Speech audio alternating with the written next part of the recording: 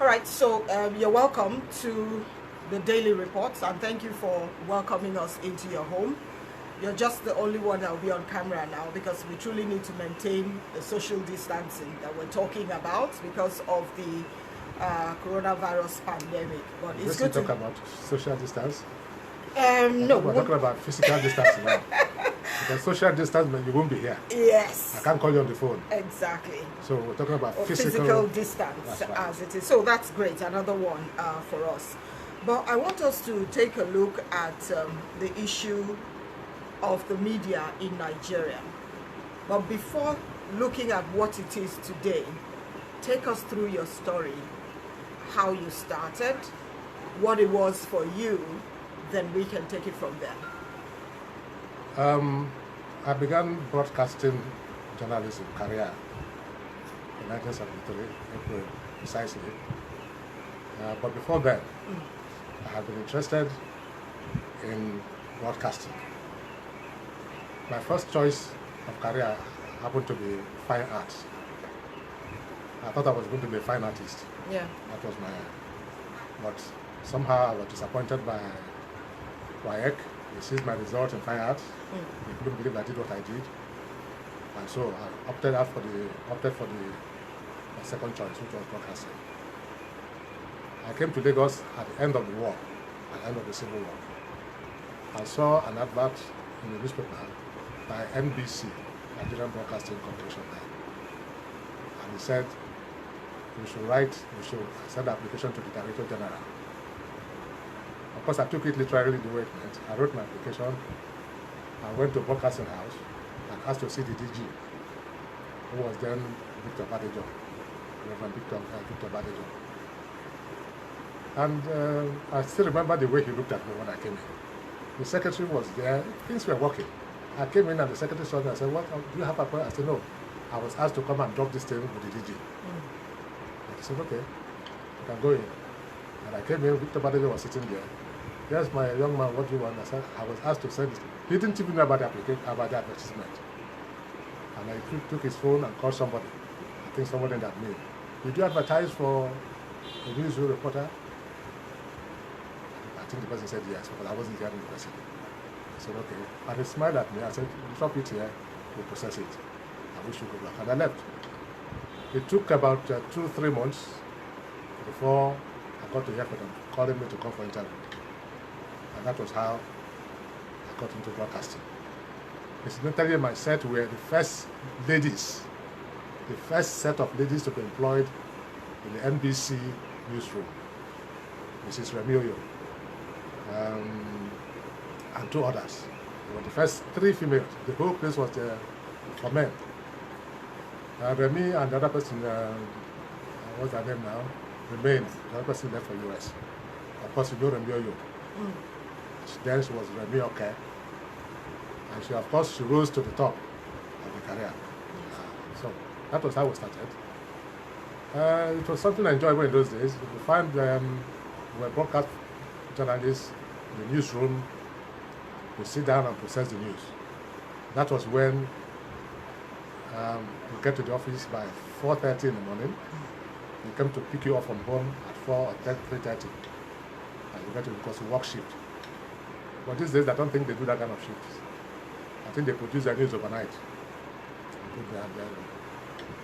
But that is understandable because the situation then is not what it is today. Yes. We didn't have too much of this armed robbery and kidnapping and hijacking those things. But we began to change as things changed in the society. All right, wonderful story as it is. So what was it? What was that very first assignment you had as a reporter or as a journalist?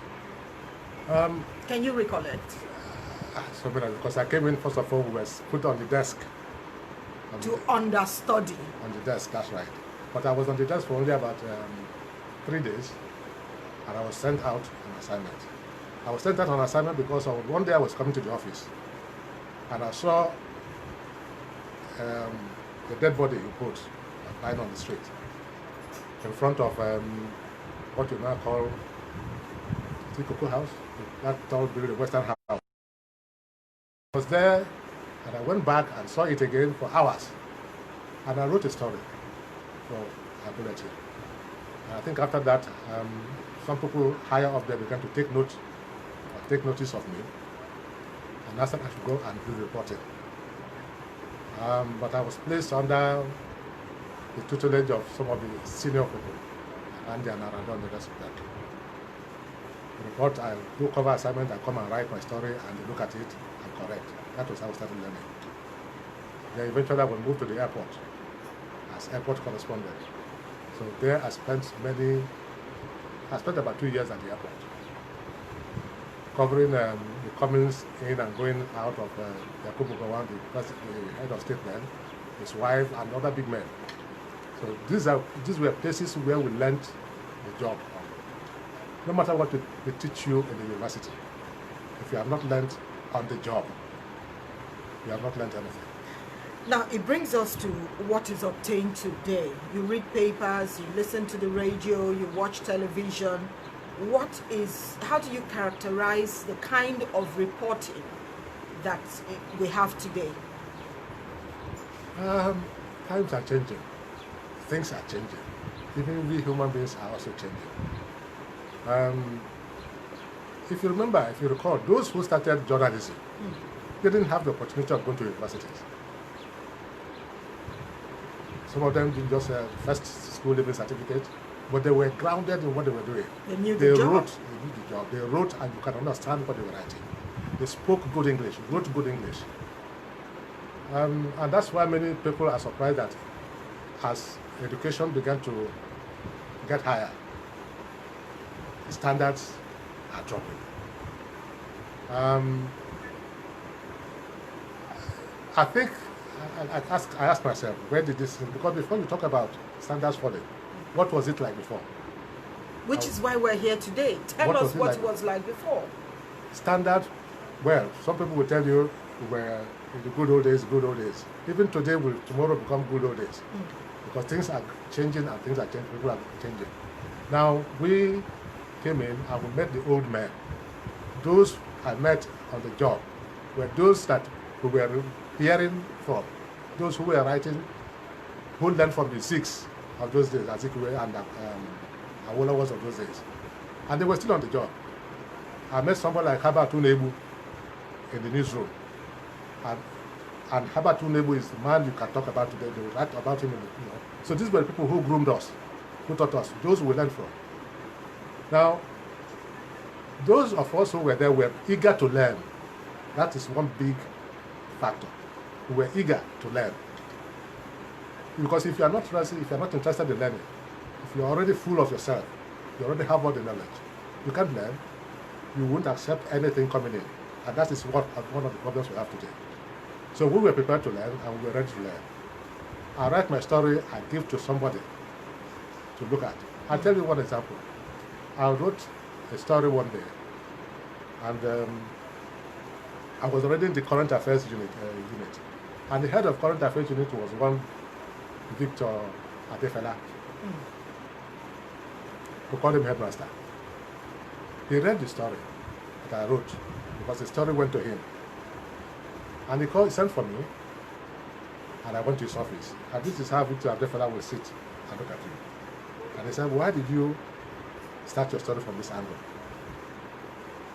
The way he asked that question, I thought maybe I had done something wrong. So that was a boss that had a conversation with you about your stories. That's right.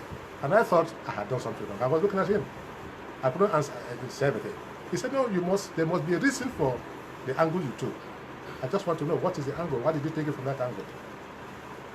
And I looked at him. He said, look, answer me. I want you to answer.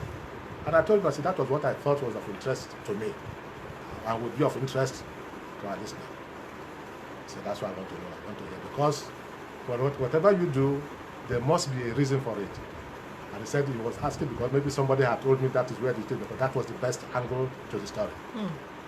And I left. I'll never forget it because from that day on, when I write a story, I ask myself, why did you go through this angle? Right. So that was Victor Adefela, Femi Adefela. He later became the editor-in-chief, in fact, the first editor-in-chief of the News Agency of Nigeria. So we were ready to learn, and we learned. Today, in those days we used to have editorial meetings every morning. And the editorial meeting is not just for you to meet. We met to review our programs of the next day, of the previous day. We call it post-mortem. So everything that we've done in the previous day, we sit down and review them. Where we made mistakes, where we could have done better. It goes all the whole round. Your pronunciation, your description of somebody, description of whatever. I will have somebody called Candid. In my books, I will tell you he was one of my greatest influence. Oguleye will come to the editorial meeting prepared. He has what we call a charge sheet. He listens to every program that goes out on FRCN, NBC those days. And he will come to the editorial meeting prepared to criticize. And people listen. But things changed soon after that. From 1981, we began to have what we call today the downgrading of operations. We have somebody who was more interested in political shenanigans in the office. Now, when you go to the editorial meeting and you criticize a program or a production, they go and tell the producer of that program, hear what Ben said about you, take you at all.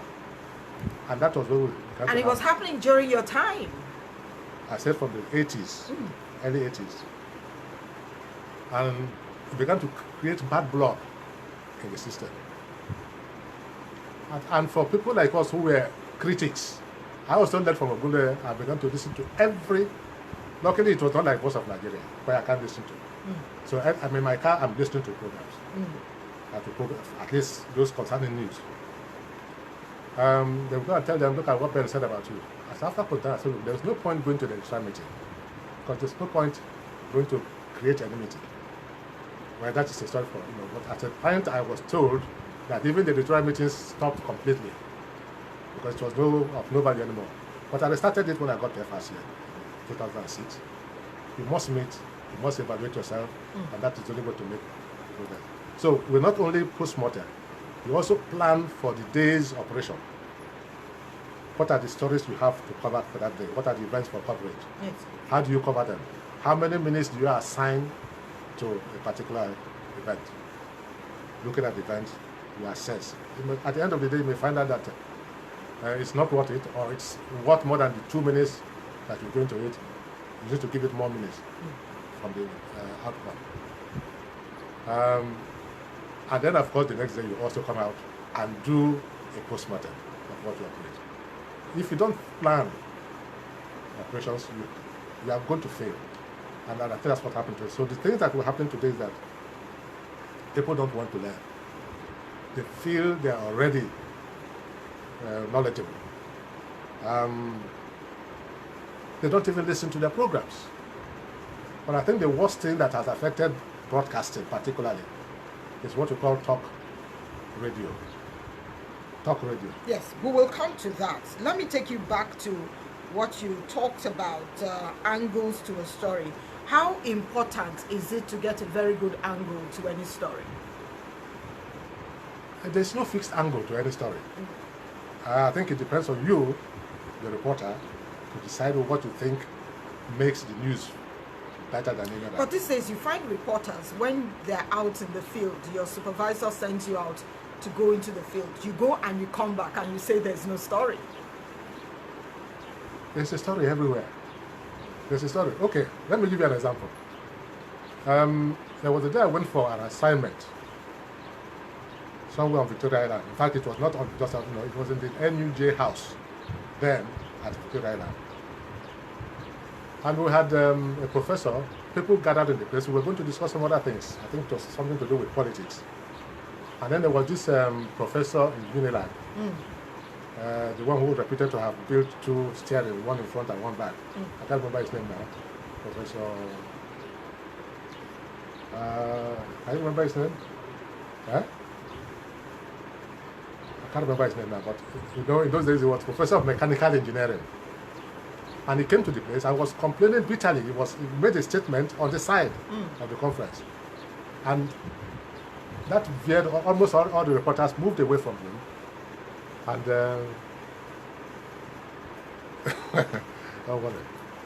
we all moved out and followed him, abandoned the man who was addressing the press conference. And so he became the newsmaker. He wasn't projected for. I got to the office, I wrote my story. There were two stories for me. The one that I went for originally, and the one, and the one that happened on the side of the story. And that one became the main story. The main story. All right? So if you, as a journalist, go to cover an assignment, it's first of all, your responsibility as a reporter to write your story. And it is the angle that you bring. If you bring an angle that doesn't make sense, the story goes at the bottom. Yes. And at the end of it, you may not even find a place in the news bulletin. Because the editor will now align his stories according to the strength of the stories that he has with him. So how involved were the editors in production, the stories that reporters bring in? Do you just bring in a story and tell the editor that story is paid for, it has to go? No. The editor has the final say in what goes on. It goes into his bulletin. We grew up from reporters to editors and all that. All right? But the editor and the reporters must also understand their jobs. We have editors today who don't even understand what their role is. You also have reporters who don't care what happens. The editor had a role. The way it worked was this. The editor comes in, he has a shift. He comes in, first of all, he takes the material that handed over to him by the previous shift. He goes through the bulletin. Now, in the bulletin, we write the bulletin that you can look at the age of the story. Any story that has run for about 3 or 4 or 5 bulletins, of course, fades out. The new fresh ones come in. Replaced with new stories. New stories. And they all come in and go that way. Now, but the editor, after going through the old bulletin that is inherited and shifting from it, we also look at materials, news materials written by reporters, by news agencies, from whatever source. So it was a full-time job? Yes. That have come in that have not been used. He picks the ones that are of interest to him or her and give to his shift workers to go and call them sub-editors, to go and write the stories. And when you finish writing, you bring back to the editor. He goes through it again and makes corrections. He can tell you to go back and rewrite it from this angle. All right? Or just make the corrections and send to the typist for typing. But the editor has the final say. And then when you finish typing, he puts there on this, the shift workers begin to proofread. He comes back, the editor will also do the final proofreading. And then also, we do the alignment, what we call the alignment. Now, which is the strongest story? That takes the first headline, which follows next, which other ones follows next. And then you align your bulletin for 10 minutes or 15 minutes or whatever duration it is. And that is done by the editor. He takes responsibility for his bulletin. For whatever goes wrong, and if it's right, that's fine. Now, your mentees are coming out from everywhere. They're right here on social media. Let me start with Uche Nwora in Anambra. He says he came to you for mentoring advice when he got the job with ABS, and he's saying to say hi. You want to say something to him? Eswudo, I greet you. I greet you, Eswudo. And Mrs. Ibim Saminatari, she's also saying hello. Ibim is in Port Harcourt? Yes. That's right. Ibim, good morning or good afternoon. Then Nneka Ikem Anibeze and Vera Abiodun Shukoya, they're very interested in what you wanted to talk about, talk radio. I wanted to move it, but let's talk about it now, because you were trying to say something about talk radio. Talk radio is the latest trend now. For me, there's not much that is. I find nothing wrong with talk radio. It's happening elsewhere, but I find that talk radio has helped in no small measure in bringing down the quality of broadcast journalism. Why? I remember in those days, There are names like John and Jessica. Names like this old man who is still there now today. I can't remember his name now, but he's there. 80-something years old. But he's still trying this. The grandfather of what they call it, that musician that is running now. Now they go to produce a program. John and Jessica has a program for about that music program. Music, I'm talking about music now. Music program for about 30 minutes. And you find him sitting in the gramophone library for 2-3 hours. For 2-3 hours. Compiling. Listening. Every sound, every track that he's going to play in his program. He listens and listens over and over. He knows when his voice will come in and how many minutes that, because you don't talk when the music, the vocals are off. Yes. Who are you going to listen to? So he times all these things. He knows, he begins to judge himself. When will I come in? How many minutes is the instrumental interlude and all that? So, and I'm using music program because people think that is today. Yes. Music program, you don't need to prepare anything. The music is already produced by the artist. All you need to do is bring your CD and slot in and all that. But everything in those days took great preparation. You prepare for it. I use music because music appears to be the only. We don't talk about programs, talk programs in those days, or features, or whatever. You have to sit down. Some of them take about a week, 2 weeks. And there's a team. There's a team. Now you have to write, scripting. Not there today, and that's because it's talk radio. So you don't script. Now we're talking today. I'm just saying what I'm saying because if I'm going to put it down and write it, I'll have to transcribe this, and what I'm talking to you now will be corrected several times over. All right? So that's where I have my problem with talk radio. Most of the people today, the presenters, the producers, in fact, I kept asking some people, I said, do you have a producer for this program? Because you don't get to hear anything about the producer. Now tell us, what is the job of a producer? The producer is the one in charge of the program. He puts all the materials, all the ideas are that of the producer. He packages the thing. The presenter comes in and presents. But today we have producer, presenter. In fact, they don't call themselves, they are called on-air personalities. That's what they call themselves today. On-air personalities. But I still see programs, and the on-air personality will tell you, my producer is XYZ. Yes. And you don't get to hear about the producer. Sometimes things are going wrong, and I ask myself, what is the producer doing? I say this, when you have a topic for discussion, and the presenter, and of course the callers in, are veering off the subject, I expect the producer who is at the background to call the attention of the presenter back to the program, back to the topic. And that's why I ask myself, what is she doing or what is he doing? We are just a listener like everybody. Number 3 is the telephone. Phone-in program. The telephone was supposed to have helped us in production. But I think today, either that they are abused or we're not making good use of them. Because for me, my evaluation of talks, radio, in fact, those who call themselves talk radio are not the only talk radio. Every radio station today is talk, whether they see themselves as that or not. Because most of the things you see is call-in programs, telephone call-in programs. Once the presenter knows the number of the telephone in the studio, that's all. Call me and let us talk. And they call.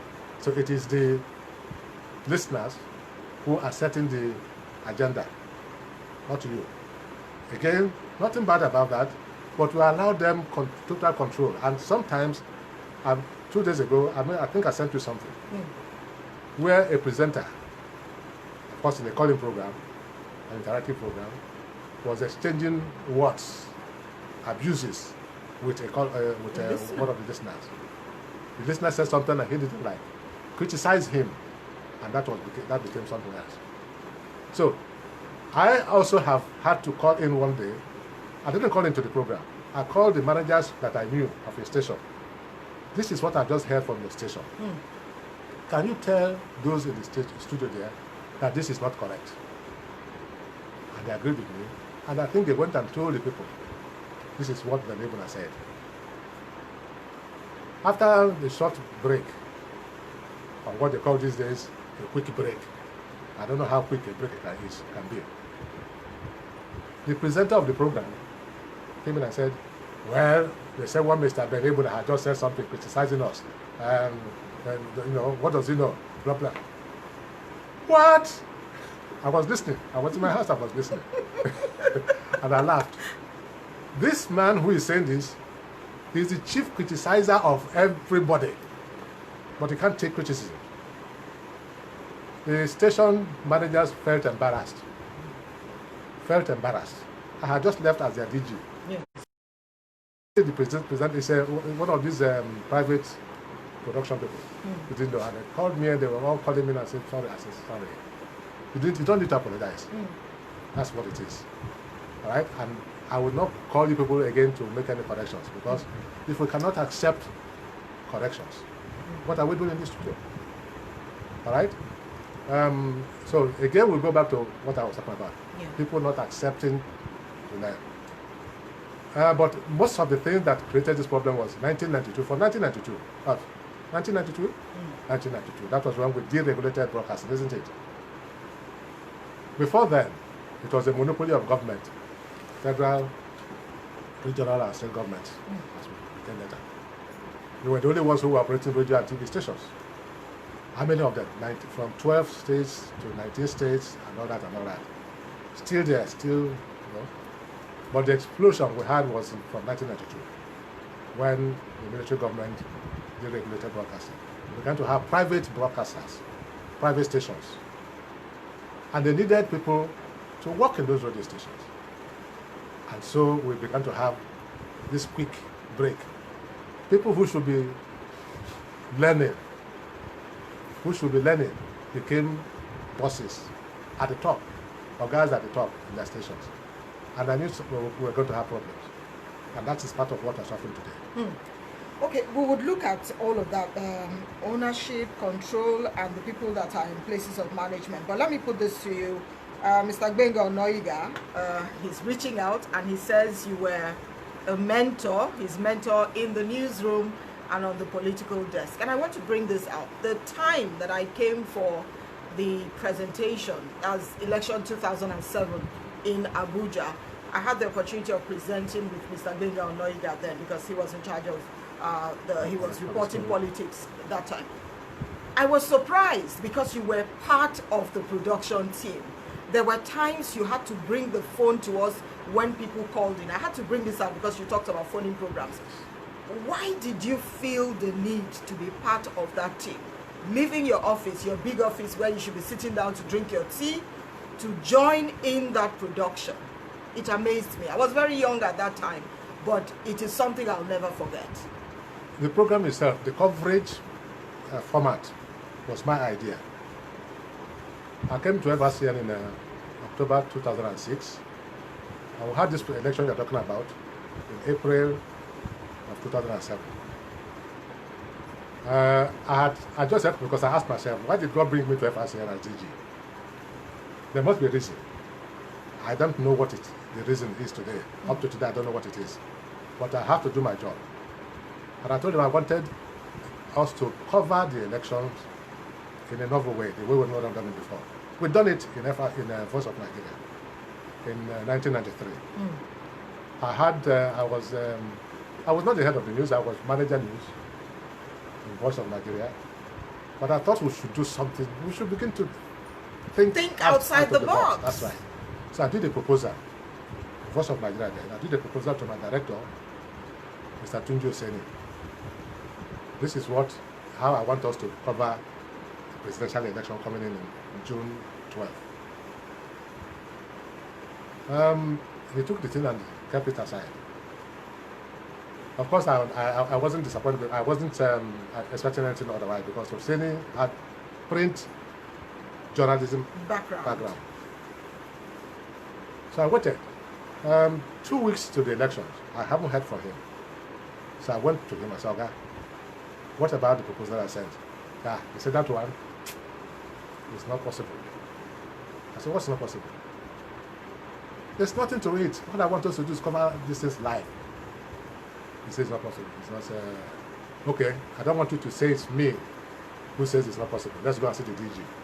And he brought out, opened the drawer, brought out the file. He said, follow me. And we went to the area, back at the DG. I said, okay, this is what Oga Ben, they called me in those days. This is what Oga Ben said we should do. And I don't think it's doable. That was his language. It's not doable. And the DG sat down, was reading it. I was watching him. And at the point he would smile, you could see the smile on his face. And after that, he said, shook my hand. And he said, look, what you put there as the amount you need is too small. I'm going to add so much to it.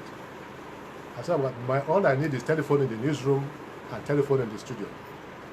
But we didn't have any at that time. He said, okay, and he gave instructions. That was how we covered the election live. We sent reporters to all the state capitals and other cities that of interest. And we had people who came in as analysts. We had 3 sessions every day for 4 days. And we paid them. They come there, do analysis, and the reporters would phone in direct. So when I went to FRCN and I said, with this 2007, that's what we're going to use. That format, the same format we're going to use. And I set up a committee headed by the director of news, director of programs, and the rest of them. And I kept waiting for them to work. And then one day they called me and said, okay, this is not possible. I was in Enugu. And I said, what do you mean it's not possible? And I called them, I said, come, let's zoom back to Abuja. And that was when I took charge of something. What is impossible? At the end of the day, we did it, everybody was happy. Today, that is the format they're still using. That's the template that I'm using for coverage of elections in the FRCN. And that was why I had to be there. I can't be in my office, sitting down when a program of that magnitude in fact, is going on. I'll tell you one, if you remember, I don't know whether you remember, one of those days, the then Minister of Information, Frank Ben Egbuna, called from Enugu. He was in Enugu. And he said we shouldn't use somebody. He was causing confusion in Enugu. And I said, why not? Whatever he wants to say, he says, if you have a reporter, we'll bring you in. He said, hey. I said, yes. Where are you? I'm sure you are in Enugu. I said, me? Doing what? I'm in my office. In fact, I'm in the studio right now. He couldn't believe it. He couldn't believe it. And then we used, if you remember the man he said we shouldn't use. We used him. And I called him, I said, come, we have used him to do this thing. He said, yes. Do you have anything to say? I want to take you live. And I said, no, he's driving. When you finish driving, call me. And we also took him. We were prepared to take anybody. And that's what we should do. Take all sides. Yes. So I was in the studio because I was involved. It was my program idea. And I wanted to see it done properly. But the DG being in the studio also created some problem. Everybody seems to be nervous. And that's why most of the time I don't go. But that time I went there because, if you remember, I just sit down there and after some minutes I go back to my office and sit down. So it brings me to this issue of eye service.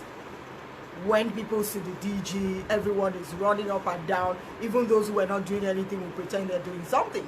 I also want to bring in the fact that there was a time that the former DG, Dr. Ediro, came to the Lagos operations.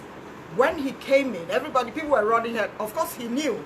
And he says, I'm not interested in all of this eye service. If you need to do something, do it before I get here, right, not when I'm around. Why do you think that you find such things in the civil service? It's natural for human beings. It's natural for human beings to be the way they do. I remember when I got to FRCN at DG, every morning I drove myself. I drove myself from my residence to the office, to radio house. And when I come in, you find people from the drivers to other lying where they know where I park the car. And somebody wants to take my telephone handset from me. Not the big telephone, this GSM phone. They want to carry it from me to the office. Another person wants to carry my telephone. I said, what the hell do you mean? Am I, I have my hands. What are you supposed to be doing at this time? Go and do your job. And next time I see you here, waiting for me to carry my newspaper and carry my, you go home. And that's why they left. And then I became Mr. DIY. Do it yourself. Do it yourself. But that is in the human Nature. to do that. There were also some who will see the DG coming. Once he steps out of the car, they are running outside to go and hide. I remember we did that in the broadcasting house in those days. DG is coming, everybody goes under the table to hide. Why? I don't know. But I think it is, even today it happens. It still happens. That people want to serve the DG, what is called eye service, want to show that they know best. But not everybody does that. But some people, it is their nature. Even if you tell them not to do it, they still do it. All right, Betty Dibia wants to know exactly what happened to the FRCN training school, about the producer or the absence of, okay, she's talking about the FRCN training school. She's wondering what has happened. That school used to churn out, people who gave a good account of themselves in the profession. Yes. I had a problem as DG. When I became DG, all I was saying that they wanted the place to be a degree awarding institution. And I kept asking people, I said, look, which degree are you going to award them? What degree are you going to award from the training school? And this happened at the time when the federal government had done what they call rationalization. Yes. And at that point, they said anybody who was going to be recruited, who was coming into the service, must be a degree holder, if you remember. And then we were laying off those who didn't have degrees, first degrees. Yes. They were sent out. So if everybody that was going to be employed will have a degree, yes, what degree will the training school award somebody who already has a degree? That's number one. Number two, my question was, I reminded them that the training school, the FRCN training school, was a hands-on training center. You come in, you go to this place to learn something on the job, not what you learned in the classroom. Because what you learned in the classroom is different from what you are operating on. Practical. So you are sent to the training school for hands-on training. But everybody wanted certificate. And that was my problem. Now today, it's not called FRCN training school anymore. I hear it is called the NBA, the National Nigerian Broadcasting Academy. That's what we know. Why don't you face the job that you're supposed to be doing? Why are we always interested in certificates? I don't know how many academical awards or whatever degrees they've awarded. And I went to that school. If you remember, several times I went to Shogunle. It was not a place where you can even award a diploma. They didn't have an auditorium, they didn't have much of it. And those who were the teachers in the place.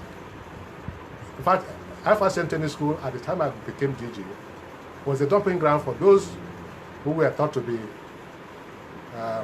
unproductive. So what was your input as DG? As DG, my input, I got there, and the first thing we did was to look at the curriculum of the institution. And we developed a new curriculum for the institution. That's number one. Number two, I removed everybody who was sent there as a punitive measure out of the school. Because I told them clearly, the training school should be a place for those who have excellence, those who have something to teach, knowledge to impart. Not those you think, somebody you say is not performing. He didn't produce bulletin very well, or his program was not good, and you say, when did I send you to go to training school? You are going to make FRCN or any such institution a dumping ground, and they are not, because the man who doesn't have an idea and who is a teacher cannot impart any knowledge to anybody. So that's what the two things I did. First of all, remove those and send those I believe have knowledge to impart to the place. I will develop a new curriculum. In fact, develop the curriculum for this institution. I don't know what they're doing now, and we're going to do more. But of course, I started only 21 months, and that was it. So most of the things that we did, we decided to move one of the stations to that place, to Shogunle. Sit down there, develop so many things in the place. It was a large expanse of land, but It's a training institute that doesn't have an auditorium. You don't even have, I mean, those of you who are presenters need to have a hall where you have headphones and you can listen, you know, audio training and all that. They didn't have any. So we're going to work on those things by the time I left. I don't know whether they've done anything there now or not. All right, let's look at the issue of bosses and involvement in the practice today. Of course, there are so many radio stations, television stations as it is. From the things you hear, the things you see, how involved would you say that these supervisors are with what it is, the content that you get as a listener or a viewer? A supervisor should be in charge of quality control. That's the main job. Quality control, isn't it? You listen to your colleagues, and it's not punitive. You bring them close and correct them what you think they've done wrong. But number one, that will depend on the supervisor also having knowledge. The supervisor who doesn't have anything to offer cannot offer anything. But my worry today is that I believe, I'm not in the stations, but from what I'm seeing and the way it affects, you know, it impacts on me, I think that both the supervisors and even the producers and the presenters do not listen to their programs. Because if you listen to your programs, you'll be able to even correct yourself. There must be something that you need to add or something that you need to remove. Supervisors, I don't know. I don't think that we are doing enough of supervision. I don't think so. I don't also think that we are doing enough of preparation for our programs. Because if I remember in those days I used to sit down in my office in Voice of Nigeria, in Broadcasting House in Korea. And I'm seeing people from my window, I see people coming in. I know most of the presenters and producers, you know, in FRCN. And I see somebody go in. And he has a program to produce or to present, say for 5 o'clock. Yes. And you see him strolling in from the gate into the premises at 2 minutes to 5. And he gets in, and his program is introduced. The first thing he does is to slot in a musical whatever and play for about 3 or 4 minutes. Yes. To settle down. And after that, I just said to myself, so this is man I just saw just now. What did he prepare? And the next thing he's going to tell you, this is so to introduce himself, I'll tell you, this is the number to call in. Call in and then we'll talk. That person apparently did not prepare for the program. And there's nothing that you are going to put in that is going to make any sense. We need to prepare for our programs. In Talk Radio, yes, I remember there's a station called Talk Radio 702 in South Africa. They used to call me once or twice a week in those days. They're in South Africa, but they called me in Lagos to contribute to the program. And I listened to them. If they are not prepared, in fact, I write down what I'm going to do for them. They insist. The stories that you're going to talk about in Nigeria, what are they? Just give us a synopsis. And I send it to them 2 days or 3 days before. They want to know what it is. I don't think we're doing that here. We are not even scripting at all. We just talk and talk, and that's not good enough. Now, you keep talking about scripting. It is a major issue. What exactly is the essence of scripting? For those who are watching this live, what is the essence of scripting and why should people script? Scripting guides what you do and what you say. It guides you as a presenter, as a producer. But what if I have everything in my head? You have everything in your head because you are prepared for it, isn't it? You are prepared. That's why you have everything in your head. But you need to have some points. Call it bullet points, whatever you want to call it, on paper that will constantly remind you of where you are coming from, where you are going, and what you want to do. It doesn't have to be the scripting the type we used to do in the analog days. All right? But you still need to have something there to guide you because it's easy. And as I keep saying, I've listened to a lot of programs where they veered off completely because somebody called in and took the matter off completely from the subject of discussion. All right? And then the presenter flows along with the person. And I ask myself, what is the presenter? Call them back to order. But if you have a point on paper, you will sit down and remember what you're going and where you veered off from. But you still need to have some points on the and also what other things that show that you don't prepare are the things you hear people say. Things you hear people say. I've listened to a program that something that had to do with something happened in a town or a city in France. The town is called Nice. And I was listening to the bulletin. Yeah. And the presenter said it was nice. Nice. It was nice. It's not nice. And somebody the other day was talking. I said, look, please, can we call this fellow? Because each time the presenter was on air, we kept talking about crew. That's crew. Your crew, you are here now today. The crew. It says crew.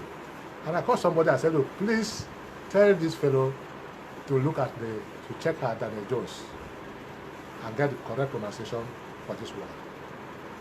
Because in our days, when I was in secondary school, whatever you heard on radio Nigeria was gospel. That is the way it is pronounced. That's the way it should be used. That's the way everything. But today, if we sit down and take anything that you hear on radio, you misroad. And that's why, especially in English, I was asking you the other day, I said, come, are you, as a presenter, on the program, or is it the stories that in your bulletin that are on the news? Today you hear 220 on the headlines are. I think it is in the headlines. It's in the news. In the news, not on the news. What we are hearing is in the news, not on the news. But I argued with somebody, one of their executive producers then in those days, and she insisted that it's on the news. No problem. But I know it's in the news. In the news tonight. And they have influenced some other stations. Take a look at the channels. On the news. In the news, it is the presenter or the presenters that are on the news. Is this microphone on the table or in the table? It's on the table. Or at the table? Prepositions. That's the weakest point in our English grammar series in Nigeria. Preposition. The way we use on or the way we use. You hear people talk about vote of confidence on the minister. You have confidence in, not on. It is a vote of confidence in the minister, not on the minister. So language also. Sometimes you don't want to know. Of course, some people tell me this is Nigerian English. I accept. Nigerian English, South African English, American English, and the rest of them. Now, I agreed 2 months ago, I was hearing in the news that Nigeria has contributed some new words into the English language.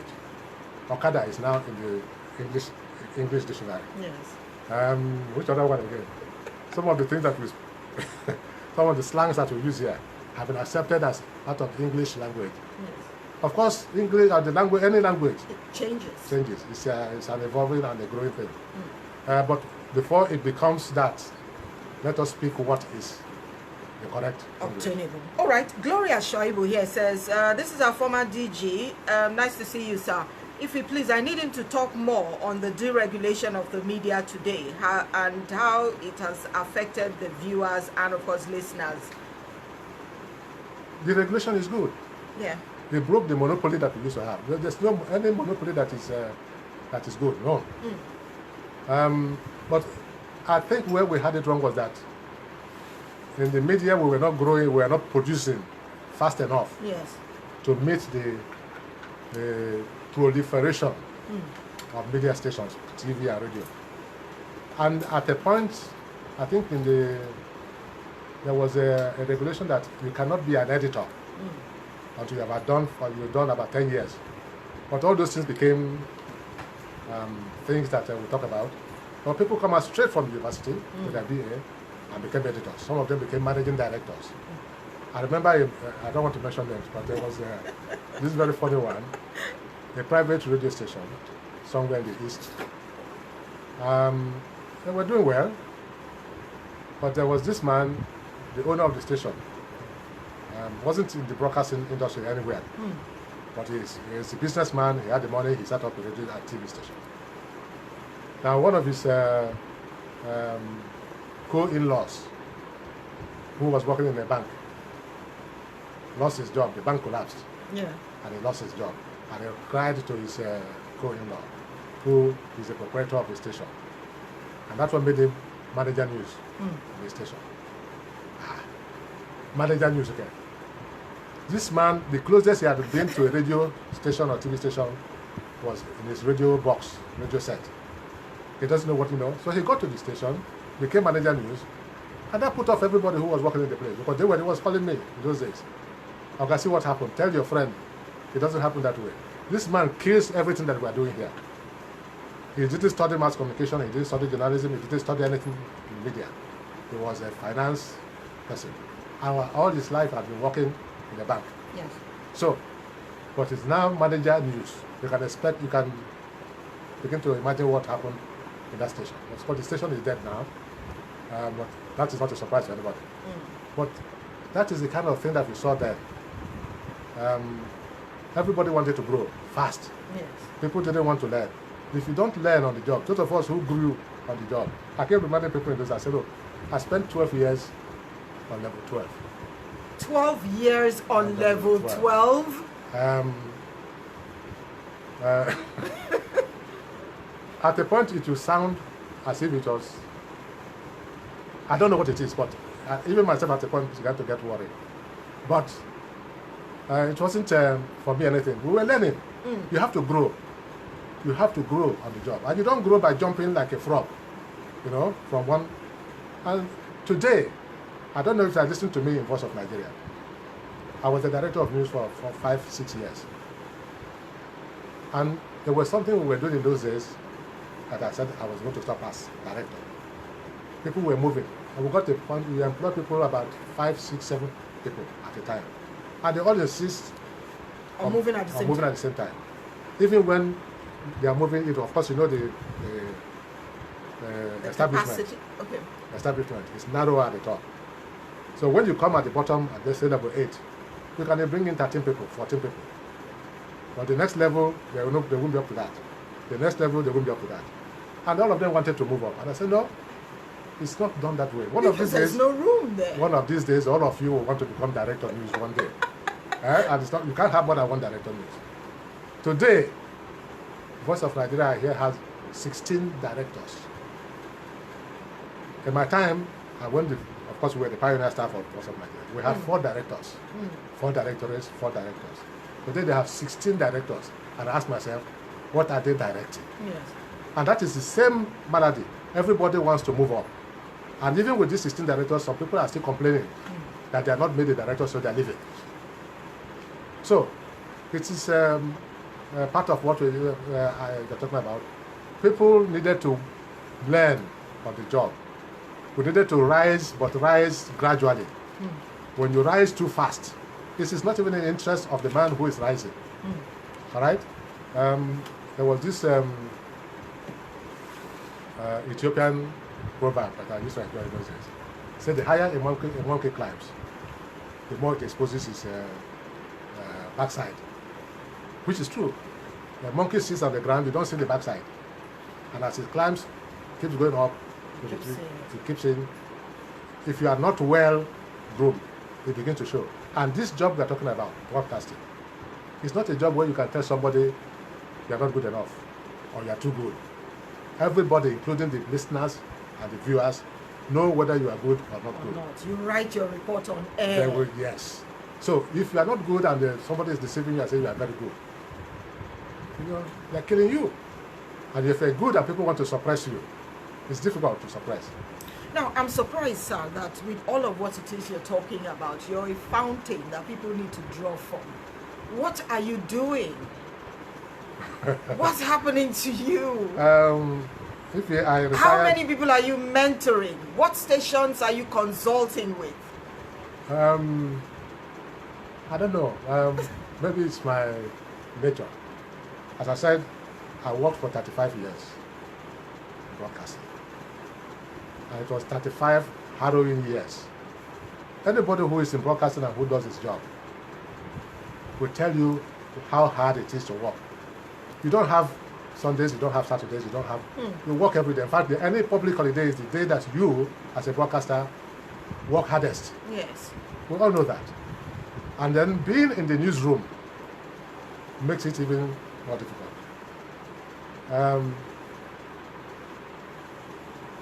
I'll give you an example again. And many of my colleagues who are listening or who are watching will also remember. I was on early morning duty once, 1980 something, in the newsroom in FRCN. Early morning as the editor. Yes. I left my house by 3:30, or sorry, by 3:45. Got to the office, because then you have to produce the bulletin, summary, produce the bulletin, and do the press review and all that before 6 o'clock.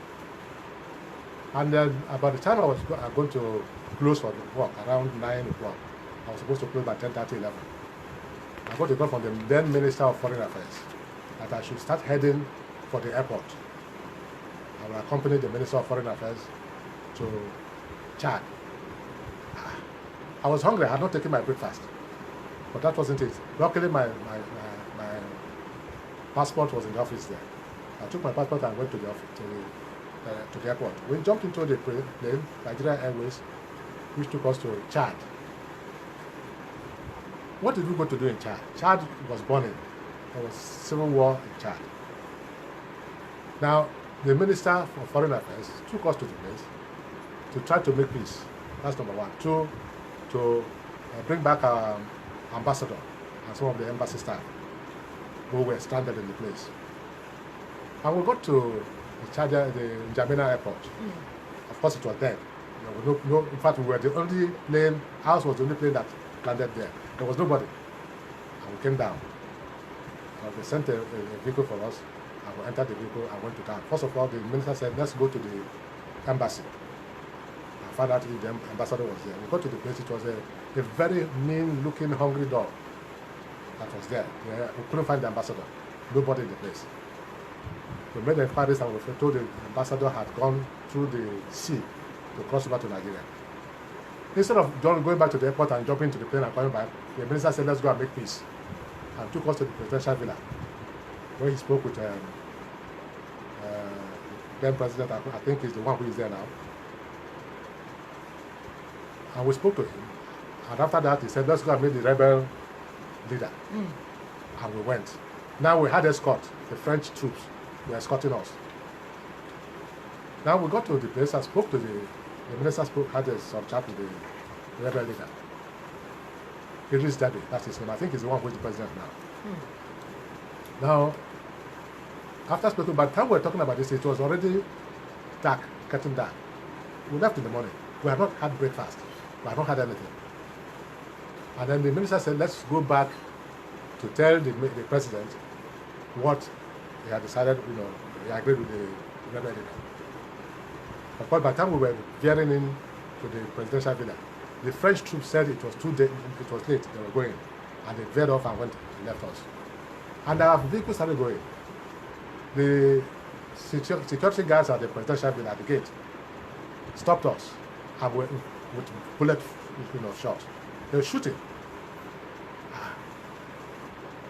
When we couldn't talk, I can't speak French. I couldn't speak French, and I'm sure the minister couldn't speak French. And even if you could speak French, you can't hear us in the hail of bullets that was going on in that place. But I think when they waited and waited, we didn't reply. They now stopped and sent two people to come and find out who we were. And then when they found out that we were the same Nigerians who left this place and all that, we went back. All I was interested in was to get out of this place, go look for something in the aircraft. Maybe they still have some chops for us to eat. And the minister went back there, and of course, the president gave him something to eat. Nothing for us. At the end of the day, we got to the aircraft and found out that the staff, also were hungry, and they had eaten what they had in the plane. But then that wasn't my worry anymore. I kept thinking, supposing I was killed in this encounter, what would have happened? Nobody knew in the office that I was here in charge. My wife didn't know I was in charge. I didn't tell anybody. Nobody knew because it wasn't part of my schedule. So it's a job. You wake up in the morning, you go out, you don't know when you're coming home. Now, when you work like this, and then of course plus what I experienced at DG of FRCN, I left and I said to myself, no more of this job. I'm not ready to say yes sir to anybody anymore. I'll just sit there in my house and rest. I've done enough. But people keep calling. Keep calling. If you call that you came now and you want to hear from me, I'll give you the little that I know. I have done a book, my memoirs. Yes. Unfortunately, it's taken quite a long 6 years with the printers. It's taken a long time now to come out, but it's going to come out this year. My children have resolved that they'll get it published this year. I think that's where I need to put my team. Anybody who wants to hear from me, come and tell you stories of what happened. But are we these days ready to learn? And that's what I see. And that's what Mrs. Rosalind Oguro is asking. She's saying the young ones should listen and learn. She says you were one of the best in the newsroom while she was with FRCN. And she says, good to see you. Good to see you, Rosalind. Of course, I read you in Facebook all the time.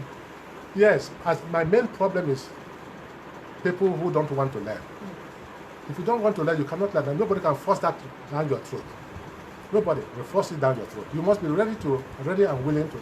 The Rosalind Oguro that I was saying, they came and met people there. The Ernest Okonkwo and the rest of them, Kevin Ejiofor and the rest of them. They learned from people, from the masters. These ones I'm talking about learned from perhaps the colonial masters who were there before us. And they were the ones who, most of them were trained in BBC. They came back and were trained. I remember people like Pat Ebwe and the rest of them.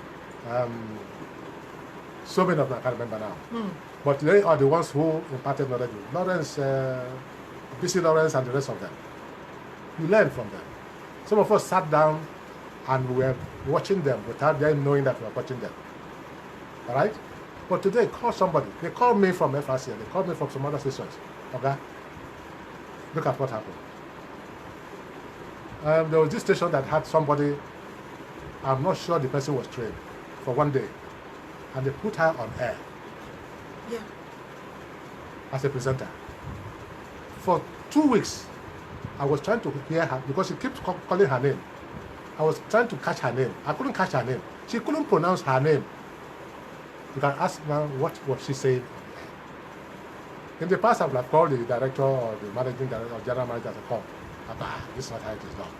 I could even call the MBC directors in the place. Tell them to take this person away. MBC itself has a role to play in this thing.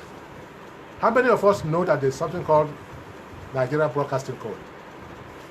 How many of us know that? So, we sit down and operate. It's like a lawyer going to court without knowing that there's something called Constitution of Nigeria. Yes. What are you going to do? The laws, the statute book of Nigeria. You must know this as a lawyer. And that's the basis for your legal activity. I keep saying, let these young men cool down, learn to grow. They must learn on the job. They should listen to those who were before them. Because they themselves also will have to teach those who are coming after them. So that's that. All right. There's someone I actually would love to talk to you about. What memories of the late Prince Atilade Atoyebi do you have? Atoyebi was a very good friend. Very, very good friend. In fact, we joined the NBC then the same year, 1973. But he was in the current affairs unit. I was in the newsroom, the news department. But we are all under the news. But you know, in those days, as I told you, if you remember, they were the first set of graduates, Atoyebi and a few others. Yes. Who came in. So they put them in current affairs unit. In fact, they were placed on a salary grade above ours, the rest of us, which was understandable. But you came in at the same time. Yes. I didn't go to university then.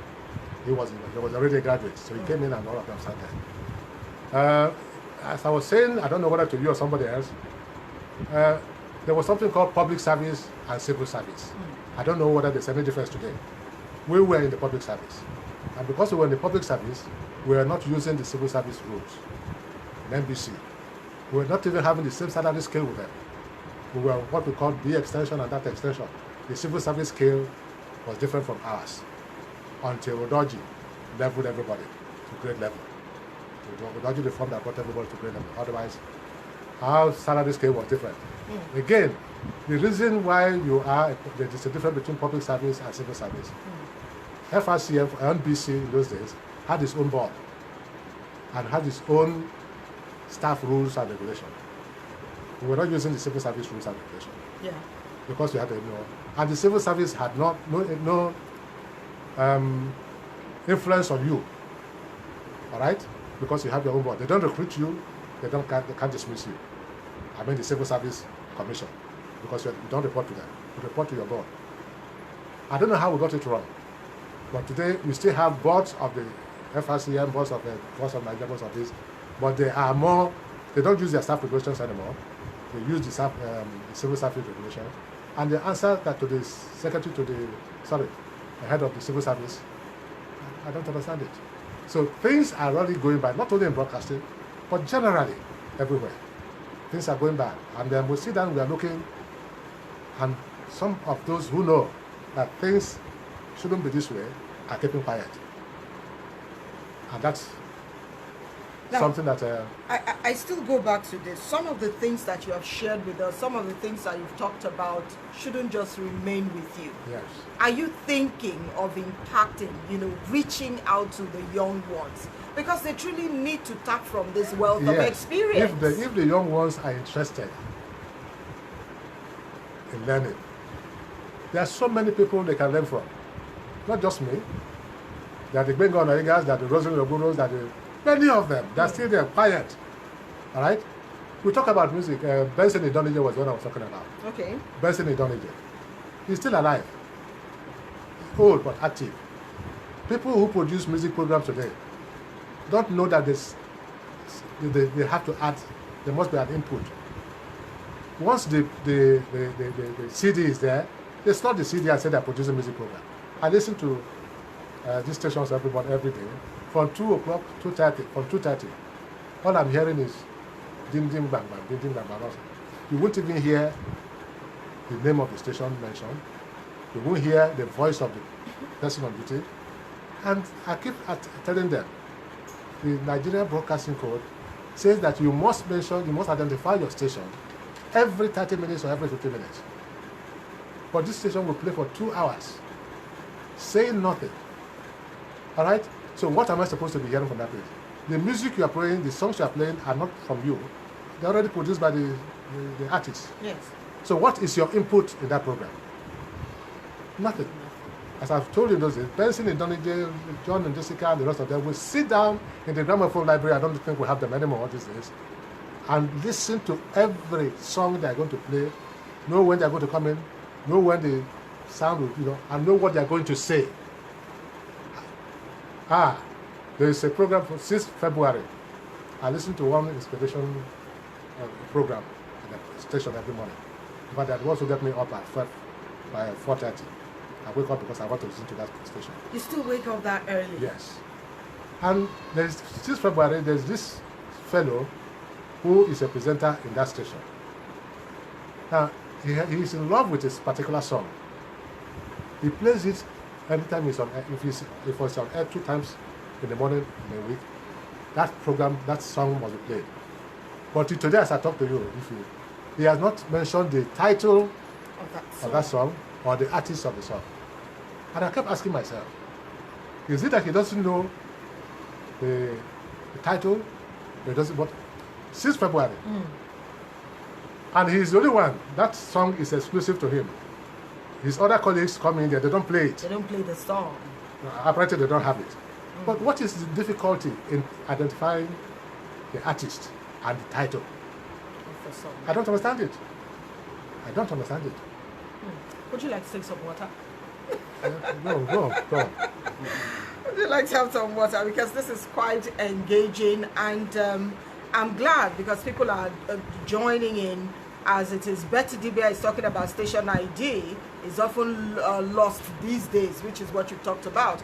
Presenters are interested in their own voices, in themselves, in their own names. Now, what should someone bring to the table before joining an organization? Let's say a radio station. What should someone have at the back of their minds before coming to join the team and asking for a huge amount of money as salary?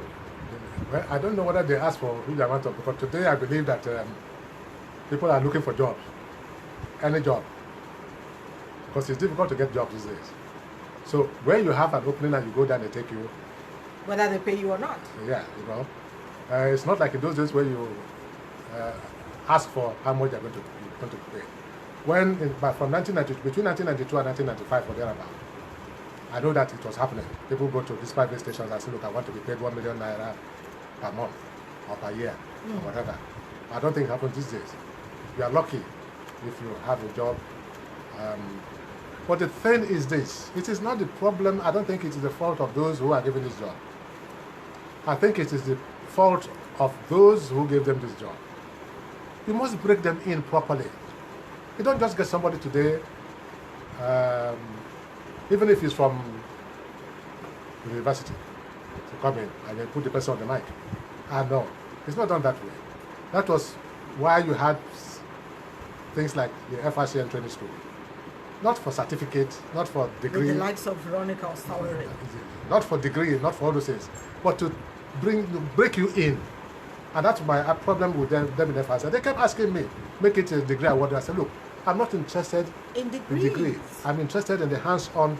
What you can do, what you can offer. They break you in because people, those of them who trained us in UNIRAC, I did UYO and the rest of them. I did UYO, didn't work. Those of them who didn't work in radio before they became lecturers. We are afraid of us when we came in from the stations to the university to learn. What did you come here to learn? You should be the ones teaching us. All right? Because they had the paper knowledge. All right? We had the practical experience. But you need both of them somehow. I enjoyed getting the knowledge that I got from training from the school, adding it to what I had, the knowledge I already had. And we became friends, us, the training and the teachers. So the training school is still required. If you bring anybody, don't bring the person in by putting the person, you kill that person. If the person was going to be a good presenter, and you don't bring her straight into the place, she loses confidence one day. If it was in the days of the corner days, Christopher Corner Day, who will listen to you? And by the time you finish your news, he's standing by the door. And once you open the door, you come up on the studio, you tell my friend, come.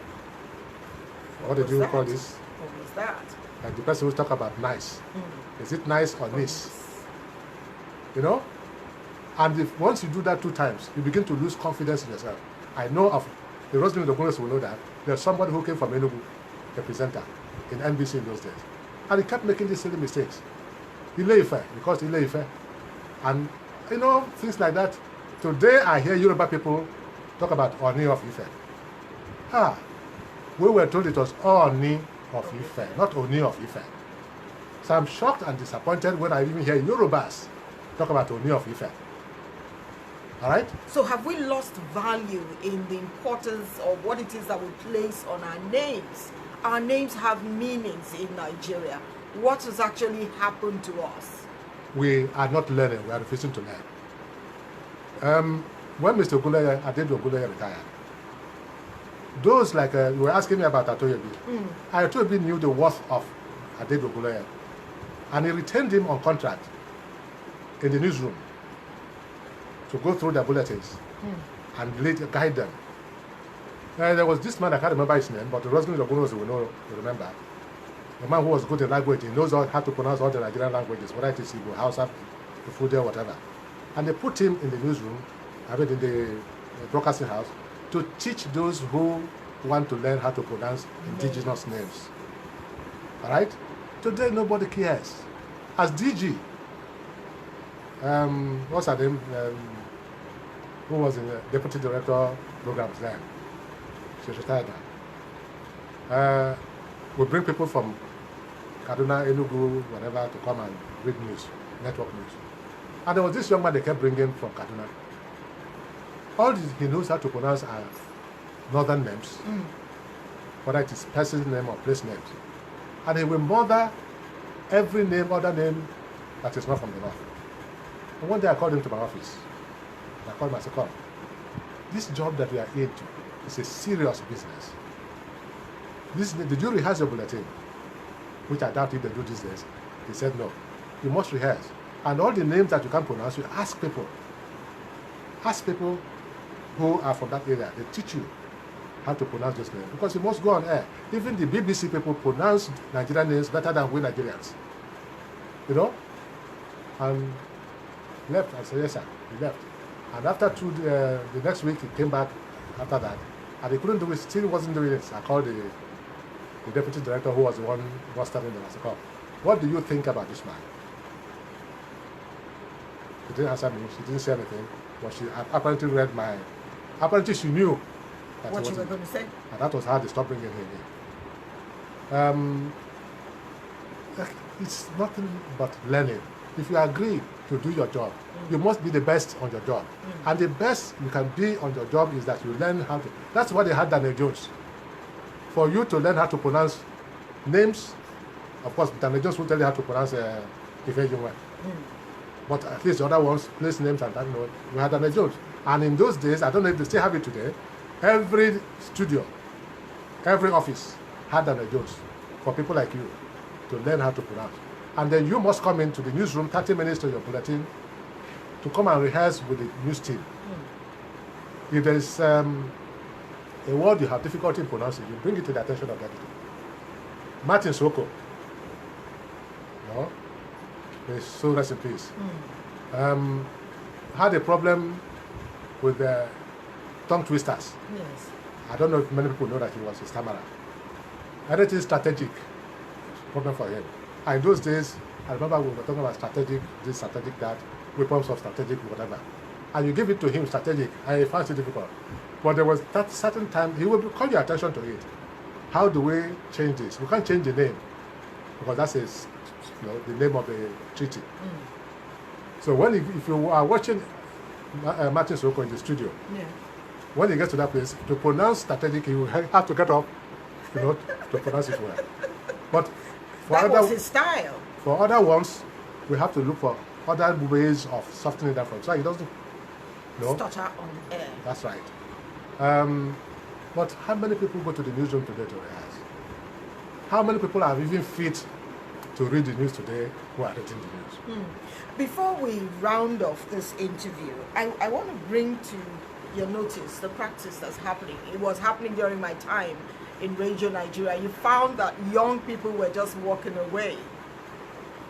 What did you think was wrong at that time? You find young, promising, you know, persons who just wake up one morning and they just walk out of the corporation. Because there were opportunities for them.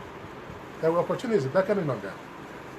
If it were before 1992, they would have been glad that they had that job. And they would be there, learning to do it. They may not like, but these days, they see their friends doing hop, step, and jump. Frog jump.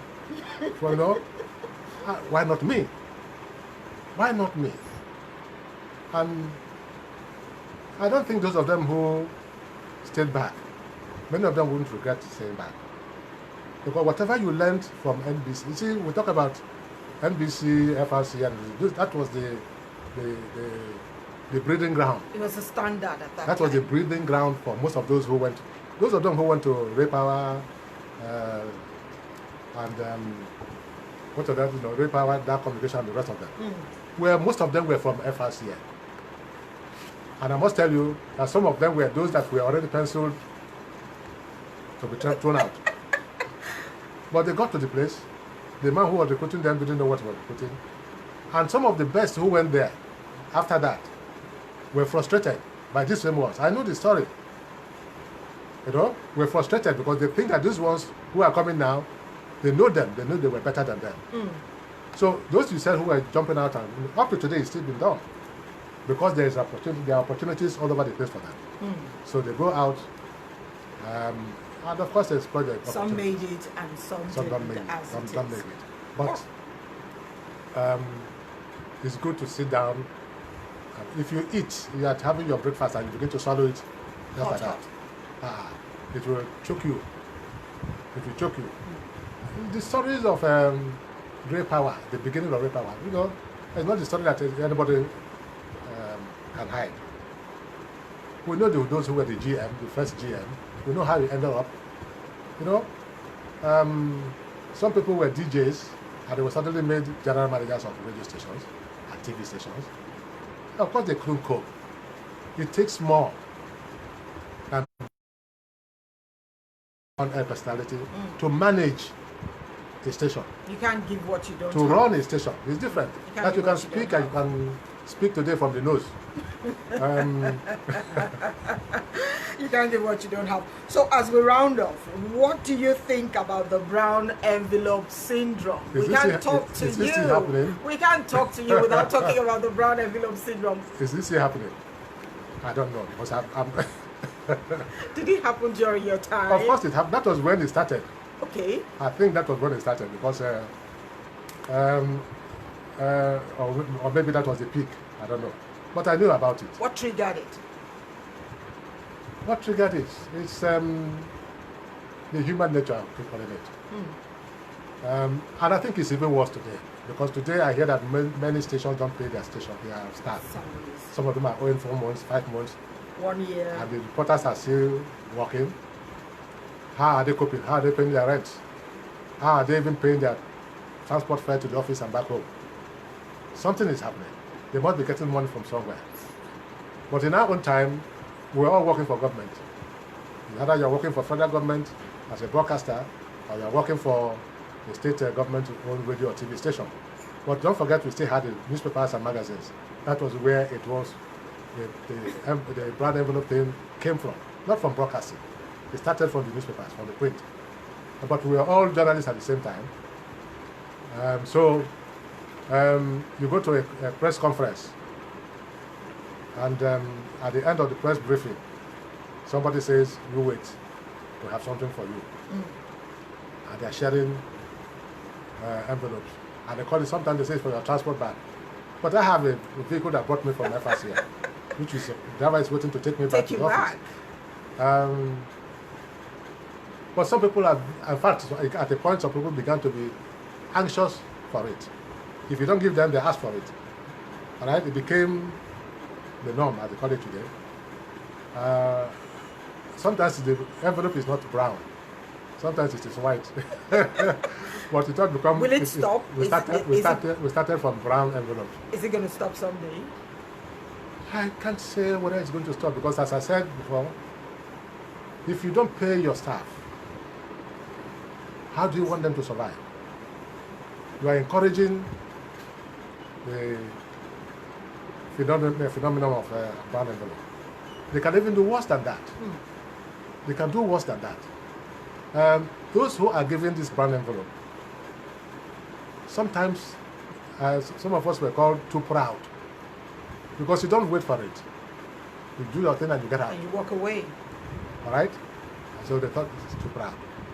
Too proud. What are you being proud for? Some of us walk. I know I had my salary. It may not be enough, but as I said, I take pride in it. if I told you earlier that I spent 12 years as on level 12. How many people would have done that? It wasn't as if I couldn't run away.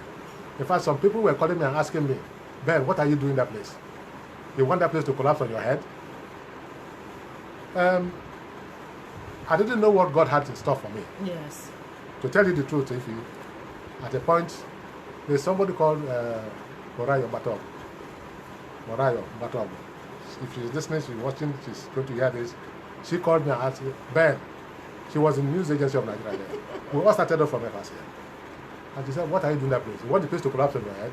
That was when there was crisis in the place. In fact, anything that went wrong in FRCN, I was blamed for it. They read anything in the newspaper about FRCN, it says me, whether I'm aware of or not. I said, "What are you doing in that place?" After she spoke with me, I said, "Look, I think it's time to run away. Let me just get out of this place." I got a job somewhere, and before I went to assume duty, Yes. I got to the place, something else happened.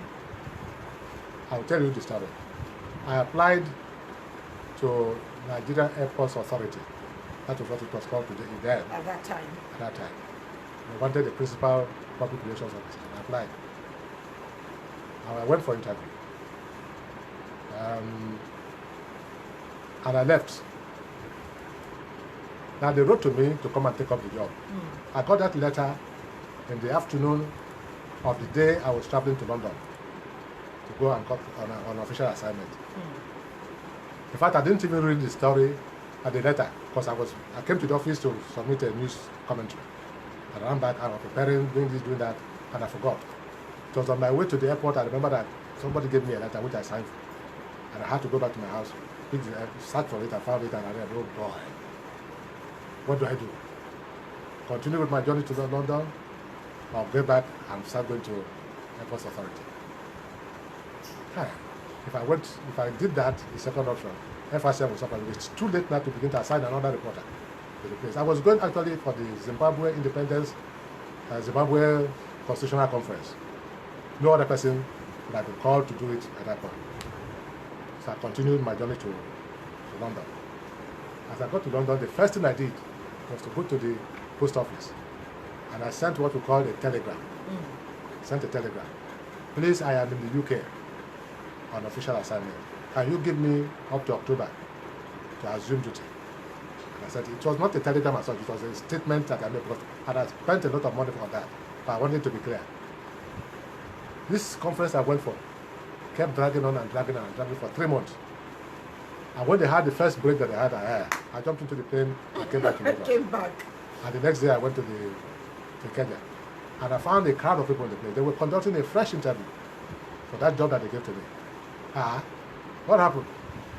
He said, go and ask the manager. And I went to the manager at me. I said, look, I sent you a telegram. He said, yes, he got it, but they don't normally employ people from abroad because they can't pay passage.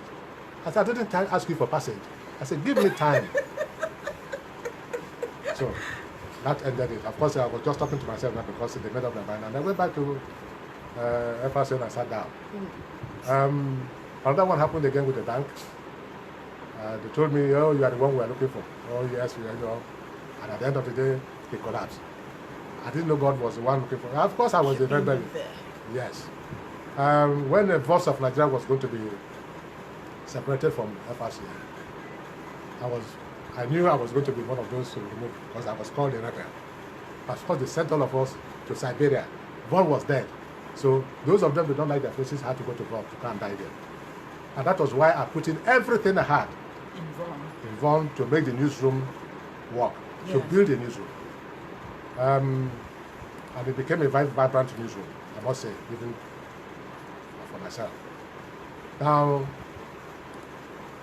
I wanted to leave FRCN, and I'm in Voice of Nigeria. I told you earlier I had already put in your notice for retirement in 2006. And then suddenly I was asked to be DG of FRCN. I wasn't expecting it. So maybe that's what it was. And I didn't know what I was going to do. I asked myself, what am I going to do there for 6 months, 7 months? This government of Obasanjo is going to live in next year. God has had a purpose for you there. Yes, I wasn't expecting to be there. I thought I had reached my peak as an executive director of news. Where else am I going to? And even that position for me was embarrassing. Because I said to myself, I wanted to go anonymous. So that if I retire and I don't find anything to do, if it is go to Makurdi to go and buy yam to sell in Lagos, nobody will know who I am. All right? No, but God had other plans. But if you call today as DG, if you see me on Okada, they say, look at that man. That was a former DG. And they see me every day, but here nobody knows me. I go anonymous as I want to go. Luckily, I wasn't director general of a TV station. But those who know you, they still know you. I'm sure you go back to Facebook and watch this video and see this conversation that we've had. As we round off, Gbenga Onoyiga wants to know exactly when your memoirs will be ready. Gbenga Onoyiga, and those of you who want to know, as I said, this book has been, the manuscript has been there for 6 years. It's going to 7 years. But I've decided that I'm going to get it out. My children also are insisting that we're going to get it out this year. I don't know when. COVID-19 has created a lot of problems. In the meantime, what I'm working on now is 30 years of Voice of Nigeria. It's ready, and it's in print. It's with the printers now. It's going to be ready anytime. We're not going to do a formal launch because of what you call your social distancing and the rest of the physical distancing. Yes. First of Nigeria was 30 this year in January. Yes. As a corporate entity. Not many people remember. I asked my friends in the First of Nigeria, they said, we didn't think about it. Okay, I'm not thinking about you people. I'm just thinking about, because there's nothing to show, to tell the story about First of Nigeria today. So this is going to be fun. So after this, my Burma will come out. But the problem I had for 6 years, people will ask, why 6 years? I had a problem of money. It was going to cost almost 2 million naira to get the book out. And I don't have that kind of money. So that's it. Now I'm going to do it myself. So we expect it sometime this year. Yes. It's too late now, but it's still going to come out. It's not late. Are there plans of a radio station tied to you? Yes, so I applied for a radio station, but I was denied several times. The license? The license. I applied for it once, nothing happened. I applied again, nothing happened. I don't know why. But again, as I said, I think God doesn't want me to have it. I put it into the prayer. I don't see why I shouldn't have a radio station. That's my life. But if it is not for me to have, maybe if I had it, now maybe I will be in jail. Maybe I would have gone bankrupt, or something would have happened. So I'm no longer thinking about it. All right. Thank you very much for your time. You're welcome. Thank you so much. Thank you for remembering us.